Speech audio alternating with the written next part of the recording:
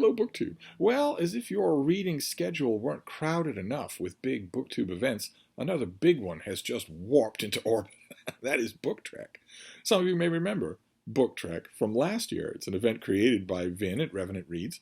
He gathered together a gallant crew of co-hosts for 2021 in which we celebrated Star Trek fiction. And he chose, for the first inaugural launch of Book Trek, he chose the natural way to do it, which is to group it according to the classic canonical television iterations of the show. So the original crew, then Star Trek The Next Generation, then Deep Space Nine, then Voyager, and finally ending with Star Trek Enterprise.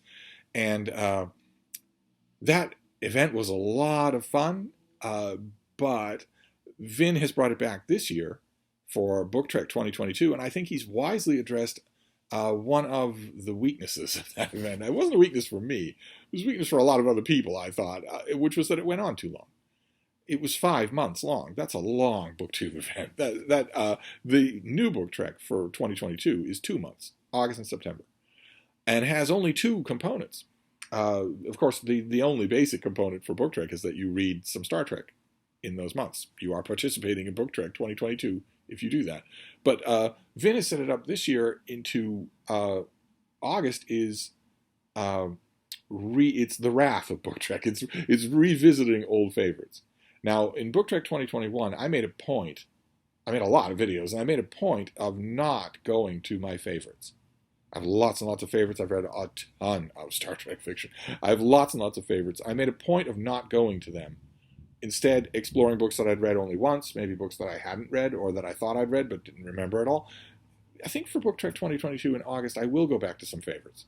I'll probably make a lot of videos anyway. In Book Trek 2020, I made more videos than any of my co-hosts, but you kind of expect that, right? I make a lot of videos, so I think I will revisit a lot of old favorite Star Trek novels for August, rather than do what I did and go, far afield to stuff that I've only read once. And then the second part of Book Trek 2022 is Brave New Worlds, Strange New Worlds, and that is September. And it doesn't necessarily have anything to do with Star Trek Strange New Worlds, which is coming soon to a television streaming service near you. There's a new Star Trek iteration that is appearing that is set in the original missions of the Enterprise under Captain Pike, Jim Kirk's predecessor. That's interesting. It's largely unmapped territory, and there's some really good people on the cast. It's a really good, energized cast, but it's already, even the announcements that have already been made show that it is playing extremely fast and loose with canon and with established continuity. That never bodes well. I have high hopes for the show. I absolutely do. Certainly, it will feel like Homecoming. The last 5 Star Trek non-movie franchises have not had to do with the Enterprise. Whereas Star Trek, for me, of course, since I was there from the very beginning, is synonymous with the Enterprise. Here we will be getting the voyages of the Enterprise. We'll see what that is like. I have hopes for it. I have learned over the course of the last 6 years that hope is foolish when it comes to 21st century Star Trek, to current year Star Trek. But I can't help it. It's a reflex of mine. But the September part of Book Trek 2022 doesn't necessarily have to do with that show. Instead, it has to do with branching out from canonical stuff. So, Star Trek Corps of Engineers, Star Trek Vanguard, Star Trek Picard, right, has a few novels. Even Star Trek Discovery has a few novels. There are all sorts of non-canonical Star Trek. In Vin's announcements video, I'll leave a link to his video down below, he mentions a whole range of possibilities, and there are a lot more of them too, right? There are tens of thousands of Star Trek stories on fanfiction.net, tens of thousands of things like that, on places like that, on fanfiction.net or Wattpad or whatever, where you can go and follow these serialized adventures that have been going on, some of them for years. I think that's very, very intriguing. I confess that I am a creature of canonical Star Trek. And as far as I am concerned, canonical Star Trek ended with the final episode of Star Trek Enterprise. As far as I'm concerned, canonical Star Trek does not involve the J.J. Abrams verse, the so-called Kelvin timeline, And I think there, literally, it doesn't, because that is all taking place in an alternate reality, not the reality that R. Kirk and Spock and McCoy are from, right? Which is why my Mr. Spock comes from that reality into this new dimension, lives there, and dies there. In the Abrams verse, we never learn anything about what's happening in the real Star Trek continuity. So it was easy for me to make that split. It was easy for me to divorce myself from caring about it at all. And that was wise, because the Abrams verse was mostly about lens flare. It was mostly about mindless plot gimmick, following plot gimmick, following plot gimmick. It was the first Star Trek iteration of any kind that operated from the principle that its viewers are dumb. One of the main things that made Star Trek so enjoyable from the 1960s on was how much it respected the intelligence of its viewers. And the Abrams verse was the first Star Trek that didn't do that, that thought its viewers were dumb, and that pew pew pew would be good enough, which I would have considered a drastic, acid-in-the-face insult if it had been real Star Trek. But I've drawn the line at the end of Star Trek Enterprise.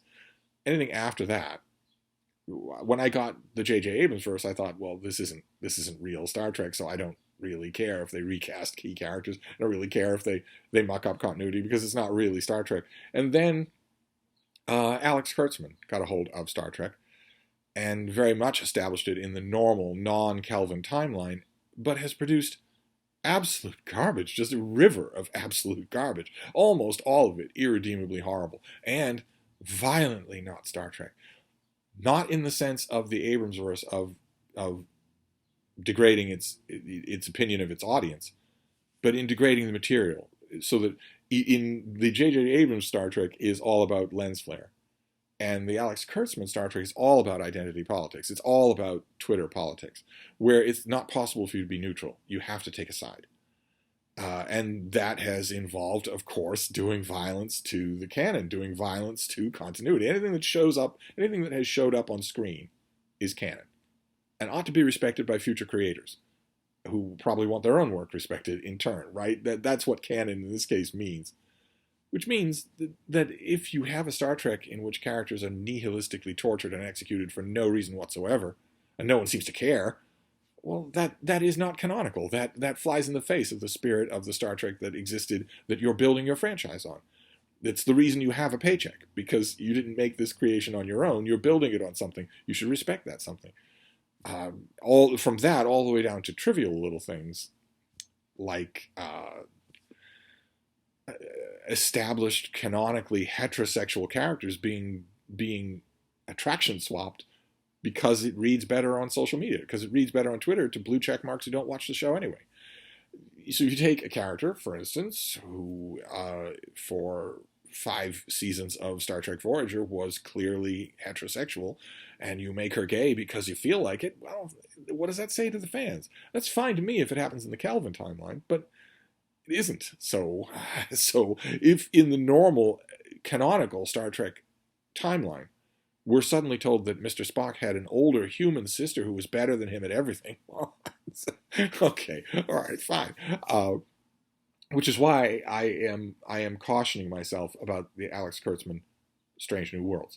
It might look like he has finally listened to the few remaining Star Trek fans he has not driven off with the drivel that he's been producing, and is giving them what they want. It might look like that, but it is most certainly not going to be that. There's no chance. A leopard doesn't change his blue check mark.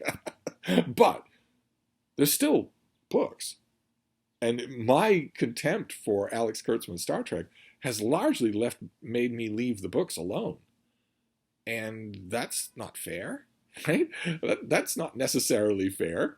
I'm sure that he doesn't care about the books, so maybe they're free of a lot of the taint. Maybe they're doing what they can with the material they've been provided. After all, Alan Dean Foster, no less a writer than Alan Dean Foster, has written books, I think, for the Kurtzman universe, for Kurtzman Trek. I'll have to look into it. It's interesting to me. It's fascinating. I don't know that much about it. In Vin's announcement video, he mentions a novel set in the world of Star Trek Picard, which is Kurtzman Trek. But Vin says that he liked it, said that he thought it was good. There are a lot of others, too. Not a lot, but there are other spin-off books like that. So I think for Strange New Worlds, I'd be tempted with Stranger Worlds to go and revisit like the last 20 Star Trek Corps of Engineers novels I haven't read. I stopped reading Star Trek Excalibur, the Mackenzie Calhoun, Peter David books. I stopped reading those pretty early on. I think I read the first Star Trek Vanguard and none of the others. I don't think I've read any of Star Trek Titan, where we follow the further adventures of now Captain William Riker. I don't think I've read any of those, so that is tempting. But I think I might use September of Book Trek 2022 to read novels set in the Kurtzman universe, just to see. Will I be disappointed? Will the novels be as disappointing as the shows are? I don't know. Will I be? There were moments, there were glimmers of Star Trek Picard that I liked. It's possible. It's possible. So we will give it a try. I'd be interested to know your plans. I'm hoping that you join us for Book Trek 2022. It won't be a 5-month event anymore. It'll be 2 months. And I like the split that Vin has thought up. I will use it exactly that way. I will use August to revisit old friends. And I think I will use September to go where no Steve has gone before, to read stuff that I not only haven't read, but maybe that I'm disinclined to read, but that still goes under the banner of Star Trek. And later on, in the summer, I will float all sorts of ideas for TBRs and for thoughts about all that sort of stuff. But in the meantime, this is my announcement video for Book Trek 2022. Vin has a great roster of co-hosts, and I will list them all down below. And one by one, they'll be making their announcement videos. I don't know how many people will do that today. I'll link to Vin's announcement video, and I'm hoping that if you have fond memories of Book Trek 2021, that you'll join us for Book Trek 2022. And the neatest thing about this isn't specifically Star Trek related. There's an extra bonus feature to Book Trek 2022 that Vin thought up that I love, which is to read a book of science. Read a work of science. A nonfiction work of science. Because Star Trek, until Alex Kurtzman, valued science. Respected it and wanted to encourage an enthusiasm about science. It most certainly does not anymore do that. Alex Kurtzman's Star Trek only cares about politics and is willing to flout science to get there. Since we know the percentages, right? We know the percentages. They are true for most species across species boundaries. They're probably true into the future. If Alex Kurtzman presents me with a Star Trek future in which 85% of the crew of a massive starship fleet are non-binary or gay, then Alex Kurtzman is presenting me with a blue checkmark identity politics Twitter fantasy land that has no bearing on science. It doesn't mean anything. If Alex Kurtzman presents me with a Star Trek universe in which a character points a phaser at herself and fires it, and then the special effect hits her enemies. What I'm trying to say is I don't see a lot of the respect for science that I saw in Roddenberry Star Trek in Kurtzman Star Trek. I see almost none of that carryover. To me, it seems like a whole bunch of people saying, let's just science it. Can't we do the science? Because they learned the lingo and the wonder of it from the Green Brothers, but never any of the rigor of it or the substance of it. I could be wrong about that. But either way, even if my contention would be that the Kurtzman Trek largely abandoned science, obviously the J.J. Abrams movies completely abandoned science. You can suddenly transport yourself from one place to another without a transporter pad, without a transporter operator. How on earth does that work? Red goo? The red goo that causes planets to implode? The J.J. Abrams verse had nothing to do with science at all. Nothing at all. And I don't think that the Alex Kurtzman stuff does largely either. But the challenge of reading a nonfiction work about science is pretty interesting. And true to myself, I'm going to wait until September and read a September new release. I get a bunch of science books from publishers, and I can step up that traffic if I ask for some. So I'm going to do that. I'm going to read a September new release and maybe look over a few others and maybe make a couple of videos about them for you. But I'd also be happy to make science recommendations, science book recommendations that aren't new releases on subjects that might interest you. Science subjects it's infinitely interesting to read about, no matter what I think Alex Kurtzman thinks of it.